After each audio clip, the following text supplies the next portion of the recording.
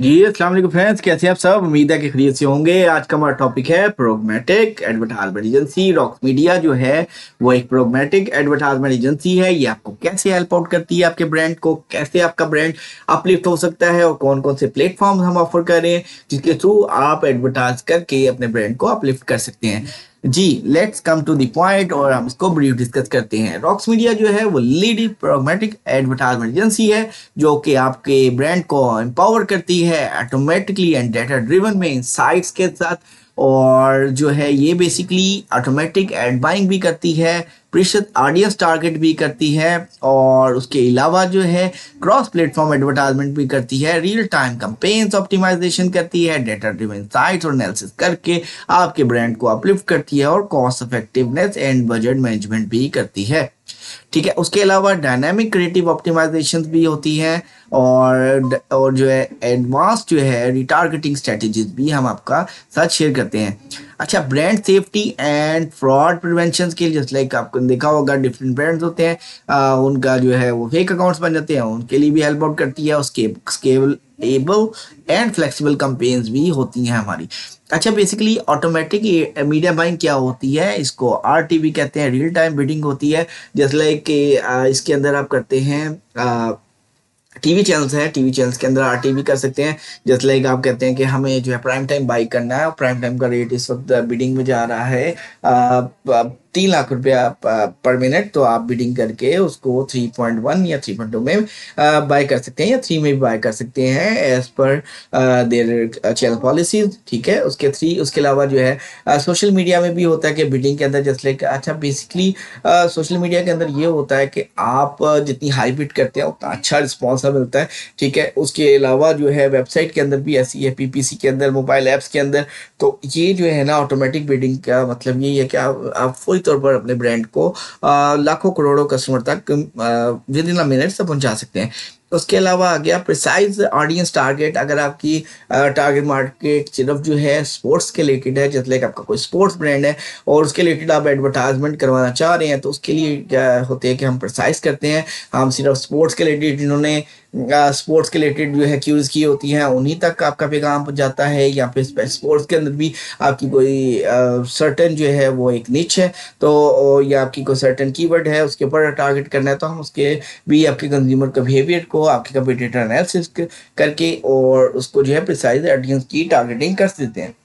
उसके बाद आ जाता है क्रॉस प्लेटफॉर्म एडवर्टाइजमेंट। आप जस्ट लाइक आप चाहते हैं कि जो आपकी जितना भी सोशल मीडिया है वो आपके डायरेक्ट ट्रैफिक ड्राइव हो आपकी वेबसाइट के अंदर या ई कॉमर्स स्टोर के ऊपर, तो वो भी हम आपको फैसिलिटी देते हैं। या आप कहते हैं कि आउटडोर के अंदर अगर आप एडवर्टाइज करते हैं तो वो डायरेक्ट आपका हो, आपका कन्वर्जन हो वेबसाइट के अंदर या आपके कोई सोशल मीडिया ऐप है उसके अंदर, या फिर आपकी जो है डायरेक्ट व्हाट्सएप का नंबर दिया हुआ तो उसके ऊपर कन्वर्जन हो, तो ये भी क्रॉस प्लेटफॉर्म एडवर्टाइजमेंट हम आपकी फैसिलिटी देते हैं। उसके अलावा क्या आता है रियल टाइम कैंपेन ऑप्टिमाइजेशन। हम जो है रेगुलर बेसिस पे, डेली बेसिस पे, विद इन आवर बेसिस पे हम उसको मॉनिटर कर रहे होते हैं, आपकी वेबसाइट को, आपकी कैंपेन्स को, आपके कंटेंट को, आपके जो इलेक्ट्रॉनिक मीडिया को, आपकी केबल्स को। और हम जो है उसके अकॉर्डिंगली अगर कोई नेसेसिटी हो तो आपके जो मीडिया मैनेजर्स होते हैं या अकाउंट मैनेजर्स होते हैं उनसे डिस्कस करके हम इसको साथ साथ चेंज करते रहते हैं। ठीक है, अच्छा उसके बाद आता है data driven and insights analysis. जो कि डाटा आ रहा होता है उसके अकॉर्डिंगली हम देखते हैं कि क्या एज ग्रुप्स के साथ जो हमने टारगेट किया क्या उसी से आ रहा है और कितने परसेंट कन्वर्जन आ रही है, उसके अकॉर्डिंगली हम आपको डाटा एनालिसिस सीएपी करके देते हैं और सीटीआर देखते हैं उसकी आरओआई के साथ। ठीक है, उसके बाद क्या होता है cost effectiveness, cost efficiency and the budget management. ठीक है, कॉस्ट एफिशिएंसी क्या होती है, जैसे कि हाई बजट लगा के तो हर कोई ऐड जो है ना वो प्रमोट करवाता है। ठीक है, कॉस्ट एफिशिएंसी भी एक बहुत जो है ना मेन रोल अदा करती है। जैसे कि आप कहते हैं कि हमारे पास सिर्फ 2 लाख का बजट है, 2 लाख में हमें इतनी लीड्स चाहिए, तो हम उसके अकॉर्डिंगली भी एक मार्केटिंग प्लान क्रिएट करके उसको हम एग्जीक्यूशन में लेके आ सकते हैं, सोशल मीडिया के रिलेटेड, आउटडोर के रिलेटेड। ठीक है, उसके अलावा इलेक्ट्रॉनिक मीडिया के रिलेटेड हम उसको मैच करते हैं। ठीक है, उसके बाद आ जाता है dynamic creativity and optimisation.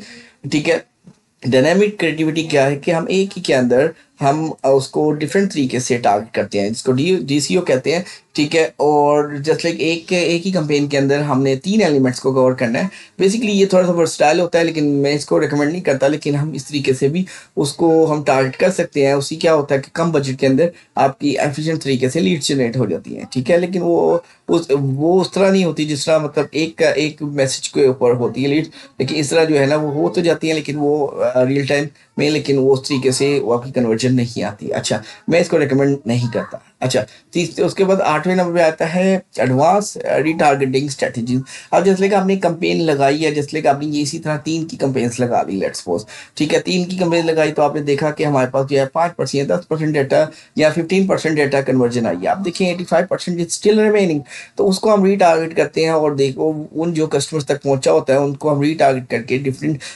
Content strategies के साथ और डिफरेंट जो है आरओई के साथ हम उसको एनालिसिस करके हम उसको दोबारा रिटारगेट करके वो कस्टमर्स को, जो कस्टमर रह गए होते हैं उनको हम दोबारा आप तक अप्रोच करवाते हैं, ठीक है। उसके बाद क्या होता है brand safety and fraud prevention.